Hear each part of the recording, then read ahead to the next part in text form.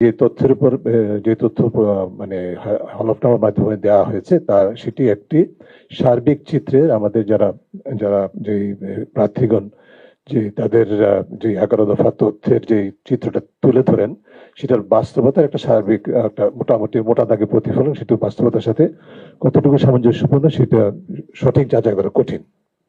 তো কয়েকটি বিষয় আমরা এই ক্ষেত্রে তুলে ধরতে চাই, যেটি আমাদের কাছে নির্ভরযোগ্য তথ্য অনুযায়ী আমাদের কাছে তারতম্য দৃশ্যমান হয়েছে। সেটা হচ্ছে, প্রথমটা হচ্ছে দ্বৈত নাগরিকত্বের বিষয়। দ্বৈত নাগরিকত্ব বিষয়টা হচ্ছে যে বাংলাদেশের সংবিধান অনুযায়ী, সংশ্লিষ্ট আইন অনুযায়ী নির্বাচনে অংশগ্রহণ করতে পারবেন না এমন ব্যক্তি যাদের বাংলাদেশের নাগরিকত্বের বাইরে অন্য দেশের নাগরিকত্ব আছে, এবং সেই হিসাবে সংসদের নির্বাচনে প্রার্থী হওয়ার জন্য দ্বৈত নাগরিকত্বের বিষয়টি ঘোষণা করা বা প্রকাশ করা বাধ্যতামূলক, এবং বিদেশি রাষ্ট্রের নাগরিকত্ব ত্যাগের তথ্য প্রদান করা, দাখিল করা বাধ্যতামূলক হলফনামার সঙ্গে। এবারে 21 জন প্রার্থী যাদের বিদেশি রাষ্ট্রের নাগরিকত্ব গ্রহণ এবং ত্যাগের পরিত্যাগের তথ্য তারা হলফনামার মধ্যে দিয়েছেন, কিন্তু কমপক্ষে 2 জন সম্পর্কে আমাদের তথ্য আছে, তথ্য যে তাদের দ্বৈত নাগরিকত্ব ছিল বা আছে, তা সত্ত্বেও হলফনামায় উল্লেখ করেননি, এবং তারা দুজনেই ব্রিটিশ নাগরিক ছিলেন বা আছেন, এই তথ্য তারা প্রকাশ করেননি। আর পরে যে বিষয়টি সেটা হচ্ছে যে একজন প্রার্থীর ঘোষিত যে সম্পদ বিবরণী, তার মধ্যে তার ঘোষিত যে নির্ভরশীল গণ আছে তাদের একজনের নামে 2013 সালে একটা যুক্তরাজ্যে একটা সম্পদ কেনা হয়, যেটি 1.4 মিলিয়ন পাউন্ড, 1.4 মিলিয়ন পাউন্ডের বা বাংলাদেশি টাকায় 210 কোটি টাকা।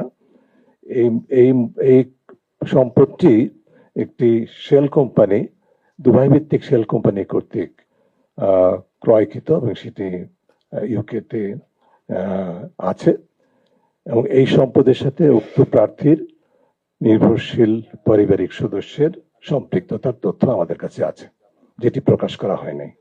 এছাড়া একজন প্রার্থী অন্য আরেকজন প্রার্থী বিদেশে তার নিজের কোনো সম্পদের তথ্য দেননি বা নেই বলেছেন, তবে স্ত্রীরও কোনো সম্পদের কথা বলেননি, তবে তার সেই প্রার্থীর স্ত্রীর নামে দুবাইতে ফ্ল্যাটের মালিকানা কাছে প্রাপ্ত তথ্য অনুযায়ী।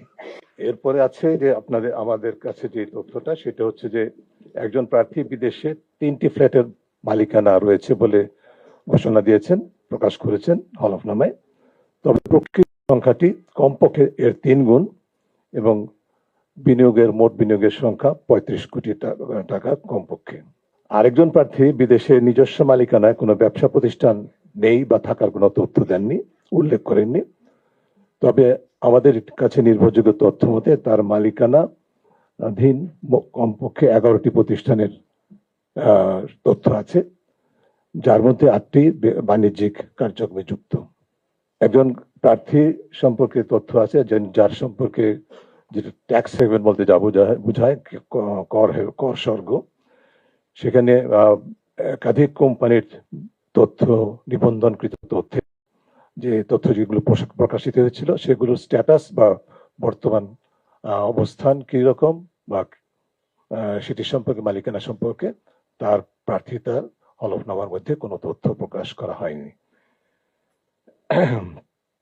দ্বিতীয় যে বিষয়টি আমি গুরুত্ব দিতে চাই সেটি হচ্ছে যে আমাদের আপনারা দেখেছেন ত্রয়োদশ নির্বাচনে, যে আসন্ন নির্বাচন, সেখানে মোট 1981 জন প্রার্থী, এদের মধ্যে 249 জন স্বতন্ত্র, অর্থাৎ 13% স্বতন্ত্র। এবারের নির্বাচনে আপনারা শুনেছেন, দেখেছেন যে ইসলামপন্থী, এবং আপনারা প্রতিবেদনও করেছেন, ইসলামপন্থী দলগুলোর প্রার্থীতার সংখ্যা অনেক উল্লেখযোগ্য হারে বেড়েছে, এবং মোট প্রার্থী 36% ইসলামপন্থী দলগুলোর। তবে যে বিষয়টি আমাদের জন্য আরো বেশি গুরুত্বপূর্ণ সেটা হচ্ছে প্রতিবারের মতো এবারেও নারী প্রার্থীদের অংশগ্রহণ বা মনোনয়ন অনুপাত অত্যন্ত নগণ্য। যে জুলাই সনদে প্রস্তাবিত যে 5% যে লক্ষ্যমাত্রা, সেটি পূরণ হয় নাই। মোট যারা প্রার্থী তাদের 4.09% নারী। আরেকটু মাত্র 80 জন।